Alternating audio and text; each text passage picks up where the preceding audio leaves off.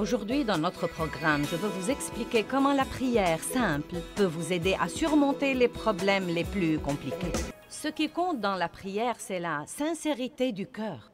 La Bible nous enseigne que Dieu prête attention à la prière simple et fervente. Mais écoutez, la prière fervente n'est pas nécessairement retentissante ou longue.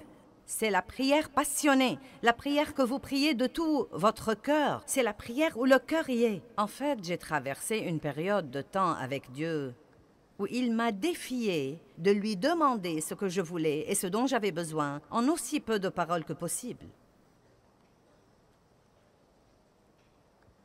Et c'était vraiment difficile parce que nous avons du mal à dire, par exemple, si nous faisons quelque chose de mauvais, Dieu, je sais que c'était mauvais, je l'admets, et je te demande de me pardonner. Merci, Seigneur. Amen.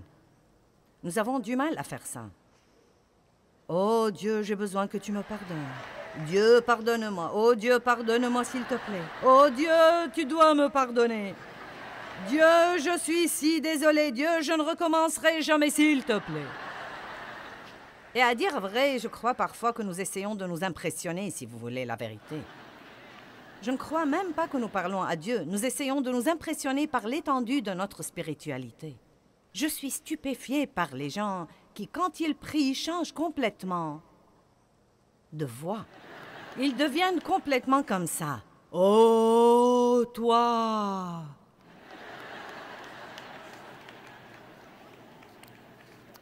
Donc, je ne sais pas ce que vous en pensez, mais la prière est une conversation avec Dieu.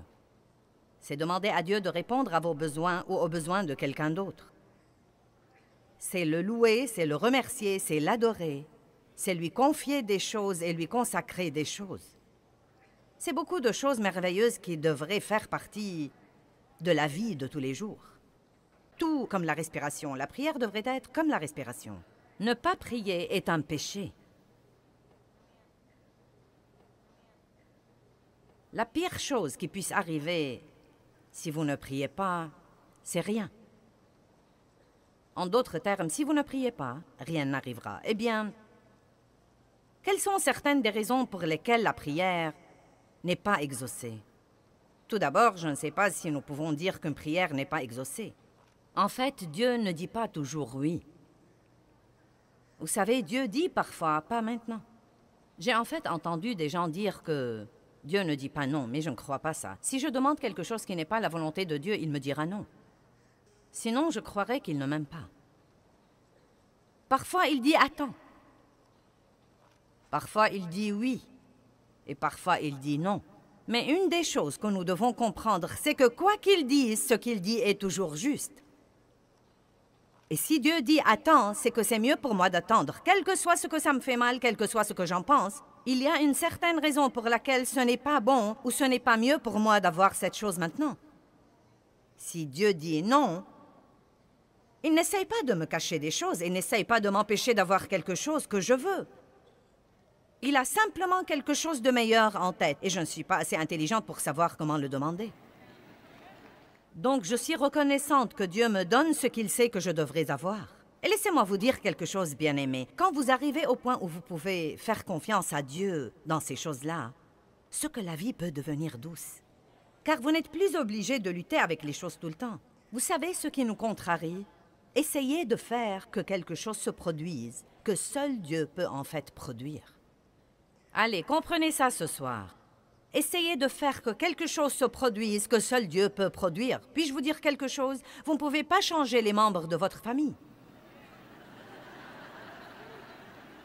Bulletin, flash, flash du ciel. Vous ne pouvez pas changer les membres de votre famille. Vous pouvez leur donner l'exemple. Et à dire vrai, si nous faisons un petit effort pour donner l'exemple un peu plus, et si nous fermons notre bouche un peu plus, et si nous arrêtons de dire à tout le monde ce qu'ils devraient faire, eh bien, oh, c'est encore tôt et je prêche bien déjà.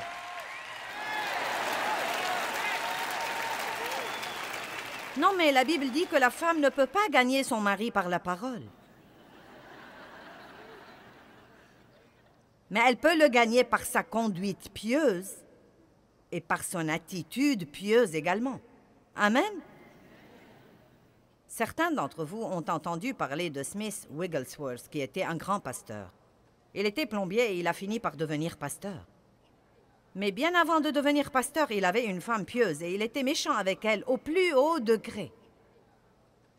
Il ne voulait pas qu'elle aille à l'église, mais elle y allait quand même. Elle disait qu'elle n'allait pas abandonner sa relation avec Dieu et sa communion avec les autres croyants. Et il l'enfermait dehors. Et quand elle revenait à la maison, la porte était fermée. Et elle se couchait dehors et s'endormait. Et le matin, il avait mauvaise conscience. Il lui ouvrait donc la porte et la laissait entrer. Elle lui disait « Bonjour, Smithy » et elle lui préparait son petit déjeuner. Je sais ce que j'aurais fait, ça n'aurait pas été « Bonjour, Smithy ».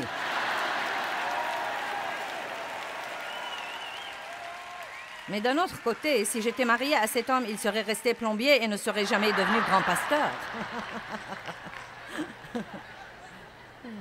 Mais elle lui donnait l'exemple dont nous avons parlé.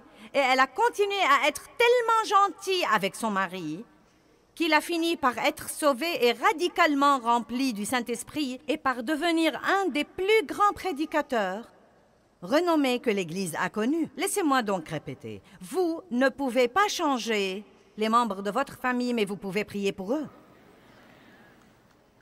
Et si vous priez, vous ouvrez la porte à Dieu pour travailler. Si nous essayons de faire les choses sans faire intervenir Dieu, cela empêche littéralement Dieu de travailler parce que nous sommes les associés de Dieu. Et nous ne devons pas exécuter nos plans et nous attendre à ce que Dieu les bénisse ensuite. Nous devons passer un temps avec Dieu et apprendre ce qu'il veut faire et suivre son exemple. Vous ne pouvez obliger personne à aimer Dieu.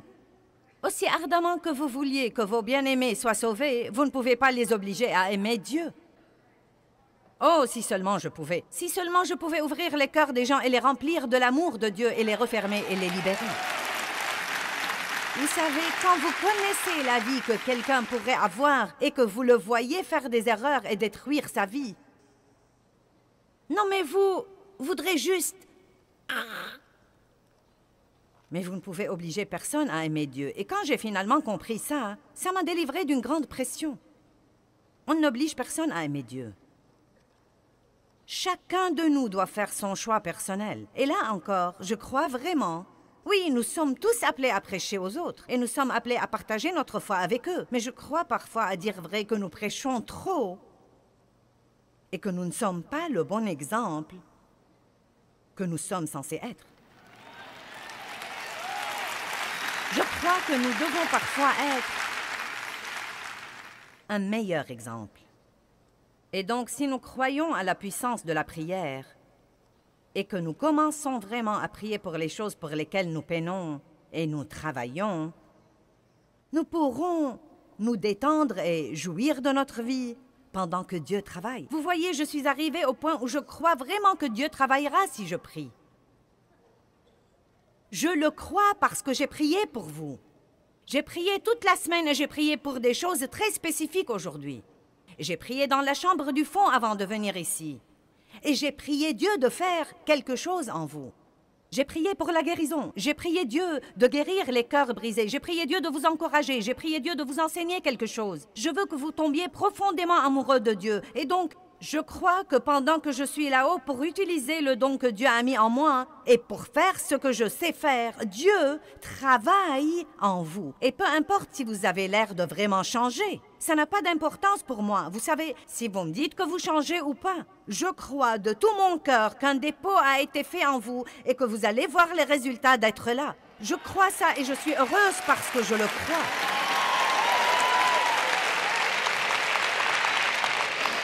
Je suis heureuse au plus haut degré, car je crois en ce moment que je suis au milieu de la volonté de Dieu. Et je crois que ce que je le fais de mon mieux. Et je crois que la parole de Dieu va avoir un effet sur vous. Savez-vous quand j'étais malheureuse?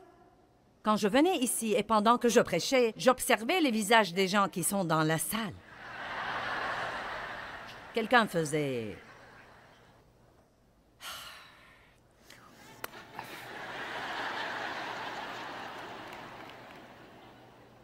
Ou quelques-uns se levaient et quittaient au milieu de mon sermon, et je me disais, oh mince alors, c'est terrible.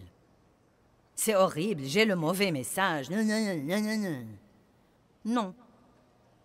Vous devez croire que Dieu travaille quand vous priez. Je suis maintenant arrivée au point où si quelqu'un quitte quand je prêche, je me dis « tu rates un bon message ». Non, mais vous devez avoir un peu de confiance. Arrêtez de laisser vos circonstances vous gouverner. Puis-je vous dire quelque chose? Regardez-moi. Vous n'avez pas assez de temps à perdre sur cette terre à être malheureux. Bonjour. J'ai dit que nous n'avions pas assez de temps à perdre sur cette terre à être malheureux. Et vous savez, quand vous avez 13 ou 14 ou 20 ou 25 ans, vous croyez que vous avez du temps à perdre. Mais quand vous commencez à avoir 50 et 60 et 61 et 62 et 63 et Dave a 66 ans... Quand vous vieillissez comme ça, quand vous prenez de l'âge... Non, sérieusement, vous savez quoi? Plus vous vivez, plus vous réalisez que vous n'avez plus de temps à perdre. Je ne vais plus gaspiller mes jours à être fâché désormais. Vous m'offensez, je prie pour vous. Vous me blessez, je prie quand même pour vous. Je ne vais plus vivre malheureuse désormais. Vous m'entendez? J'ai dit que je n'allais plus vivre malheureuse désormais. Et vous devez vous-même être aussi intransigeant sur ce point. Vous devez croire à la puissance de la prière et arrêter d'essayer de faire quelque chose à propos de quelque chose pour lequel vous ne pouvez rien faire. Arrêtez d'essayer de vous débarrasser de choses dont Dieu seul peut vous débarrasser. Et n'essayez plus d'avoir toutes ces choses que vous n'allez jamais avoir, à moins que Dieu ne décide de vous les donner. Voici donc ce que je dis. Si vous voulez une chose, demandez-la à Dieu. S'il ne vous la donne pas, sachez qu'il a quelque chose de mieux en tête ou que ce n'est pas le bon moment. Ne piquez pas une crise là-dessus. Si vous ne l'avez pas quand vous croyez que vous devez l'avoir, dites « elle viendra ». Elle fait son chemin. Le seul moyen de recevoir quoi que ce soit de Dieu, c'est de le croire d'abord par la foi et ensuite vous le verrez se réaliser. Vous savez qu'est-ce que la foi? La foi, c'est croire en l'invisible. C'est ce que c'est que la foi. La foi, c'est croire en ce que vous ne pouvez pas voir. Si vous pouvez le voir, vous n'avez pas besoin de foi. Les raisons pour lesquelles une prière n'est pas exaucée. Eh bien, tout d'abord, les gens ne prient pas. C'est la première grande raison. Allez à Jacques 4:2. Vous apprendrez à libérer des choses par la prière. Non, mais vous aurez tellement de foi dans votre vie de prière au moment où vous partez d'ici que vous saurez que votre première solution à toutes les choses exaspérantes dans la vie est juste de prier là-dessus. Et non pas de prier là-dessus et de vous inquiéter et de potiner. De prier là-dessus et de faire une confession négative. Bonjour. Vous savez, je crois que Jacques chapitre 4 nous enseigne beaucoup de choses. Verset 1, d'où viennent les luttes? Les luttes, c'est tout ce bouleversement que nous avons.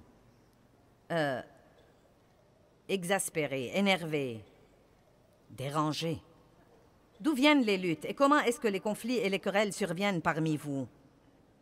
Il dit, eh bien, ils surviennent de vos désirs qui combattent toujours dans vos membres physiques. En d'autres termes, il dit, les luttes surviennent à cause des trucs que vous voulez. Vous êtes jaloux, vous convoitez ce qu'ont les autres. Vos désirs ne sont pas réalisés et vous devenez des meurtriers, car détester, c'est assassiner en ce qui concerne vos cœurs. Wow! Donc, qu'est-ce que ça dit de la jalousie? Vous êtes devenu très silencieux. Non, mais pensez-y. Nous ne sommes pas censés vouloir ce que quelqu'un d'autre a à tel point que nous lui en voulons de l'avoir. Et vous savez ce que j'ai finalement découvert et qui m'a finalement beaucoup soulagée? Pendant longtemps, je ne pouvais pas comprendre pourquoi les gens avaient toujours à redire de n'importe quelle belle chose que j'avais. Quand vous êtes exposé à l'opinion publique, tout le monde se mêle de vos affaires. Et si vous avez une belle voiture, quelqu'un dira « Je ne crois pas que tu dois la conduire. » Si vous faites ceci, je ne crois pas. Mince alors, tu as vu la tenue qu'elle portait? Vous savez ce que j'ai finalement compris? Ils s'en fichent pas mal de ce que je l'ai. Ils sont jaloux car ils ne l'ont pas.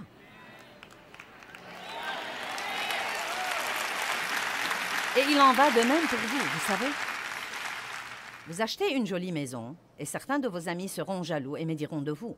C'est juste parce qu'ils veulent une maison comme vous, mais ils ne savent pas comment s'y prendre pour l'avoir. Il dit ici, d'où viennent les luttes? Qu'est-ce qui nous garde vexés? Je n'ai pas le temps d'être contrarié par ce que quelqu'un d'autre a. Nous n'allons pas comparaître devant Dieu à la place des autres. Chacun va comparaître devant Dieu et rendre compte pour lui-même. Chaque homme comparaîtra devant Dieu et rendra compte pour lui-même. Nous ne devons pas nous inquiéter de ce que quelqu'un d'autre fait ou ne fait pas, ou de ce qu'il possède ou ne possède pas, ou de ce qu'il dépense ou ne dépense pas, ou de ce qu'il a ou n'a pas. Car nous n'allons pas répondre de lui.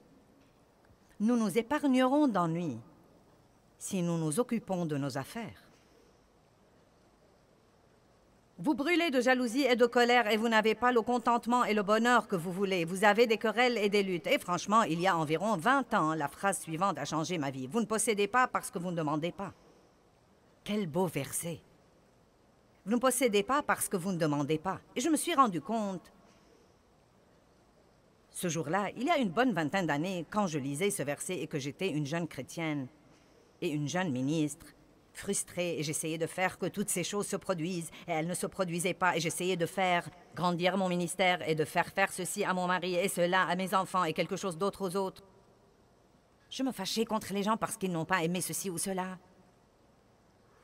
Et c'était un soulagement pour moi d'entendre Dieu dire « Tu n'as pas parce que tu ne demandes pas, tu essayes de faire que quelque chose se produise au lieu de me le demander et de te fier à moi pour avoir les meilleures choses qui soient. » Allons à Ésaïe 65.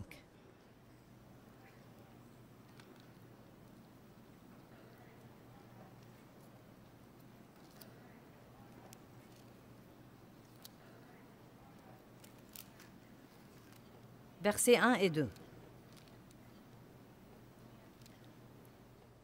Je crois que ce sont des versets plutôt tristes. Il dit « J'étais prêt à être recherché de ceux qui ne demandent pas. » Vous voyez le tableau où Dieu attend que quelqu'un lui demande?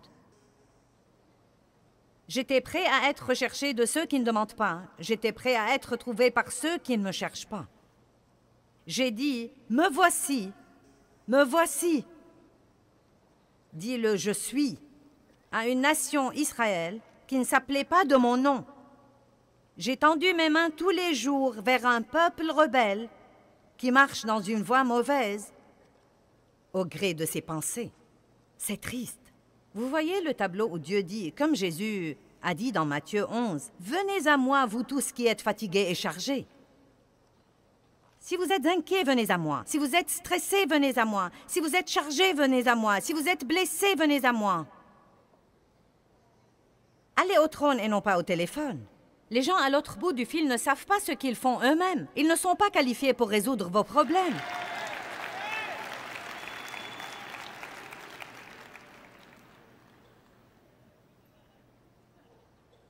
N'est-ce pas un verset génial? J'étais prêt à être recherché de ceux qui ne demandent pas. J'ai dit, me voici, me voici. Mais personne ne m'a cherché. Dieu est un bon Dieu.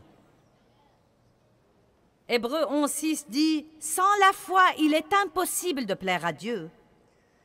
Et celui qui s'approche de lui doit croire deux choses, que Dieu est et qu'il est le rémunérateur de ceux qui le cherchent diligemment. Dieu est un bon Dieu. Il attend pour vous faire des choses. Mais vous devez les lui demander. Ne vous fâchez pas contre votre patron qui ne vous donne pas la promotion que vous voulez. Avez-vous jamais pris la peine de la demander à Dieu? Peut-être que ce n'est même pas ce dont vous avez besoin. Qui sait, peut-être que Dieu essaye de vous faire quitter ce travail stupide de toute façon pour aller travailler ailleurs. Et vous craignez de ne pas pouvoir gagner autant d'argent ailleurs. Ça me surprend combien de gens mènent une vie qu'ils détestent parce qu'ils ont peur de faire quelque chose d'autre.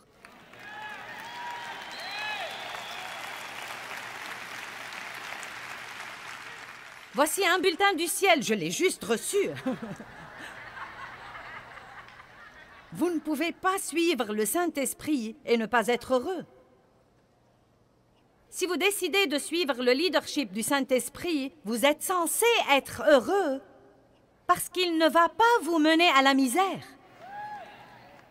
Il va vous mener à la justice, à la paix et à la joie dans le Saint-Esprit, parce que le royaume de Dieu, c'est ça. Ça alors. Le psaume 2:8 dit « Demande-moi et je te donnerai les nations pour héritage. » Demande-moi et je te donnerai les nations. Ce n'est pas pour moi, je ne suis qu'une ménagère.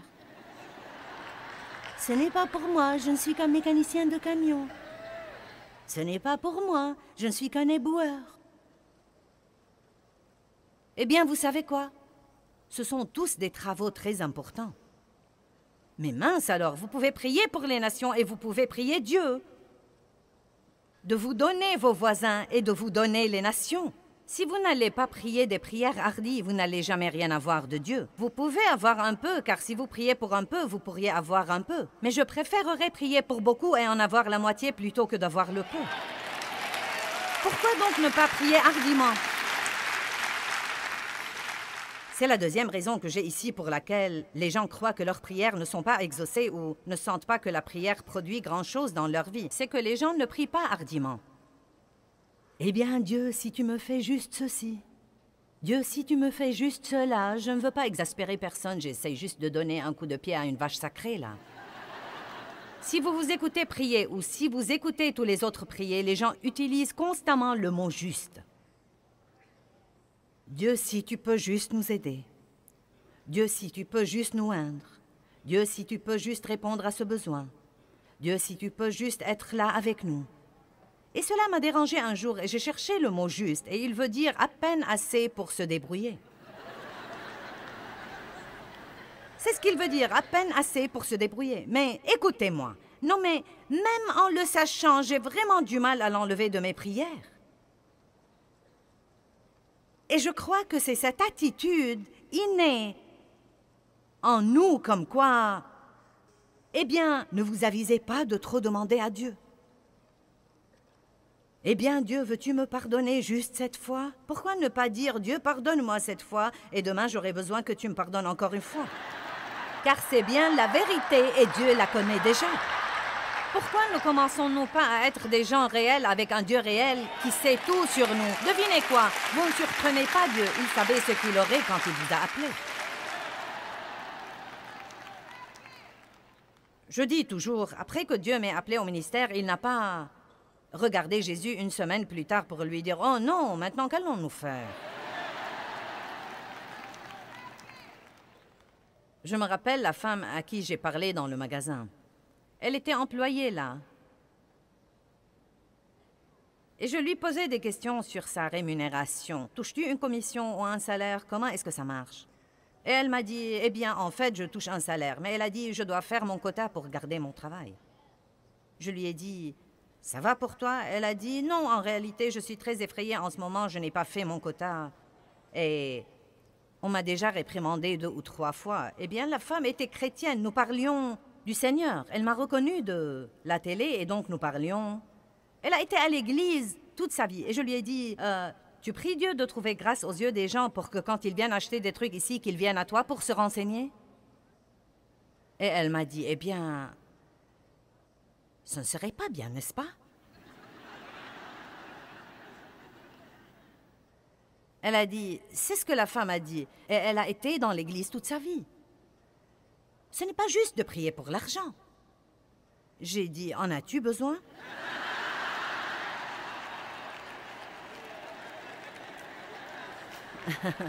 Si tu en as besoin et que tu ne l'as pas, tu devrais commencer à prier là-dessus, car c'est le seul moyen dont tu vas l'avoir.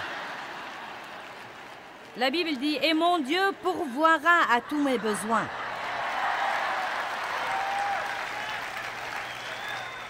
Maintenant, nous déraillons si nous ne prions que pour les trucs et l'argent.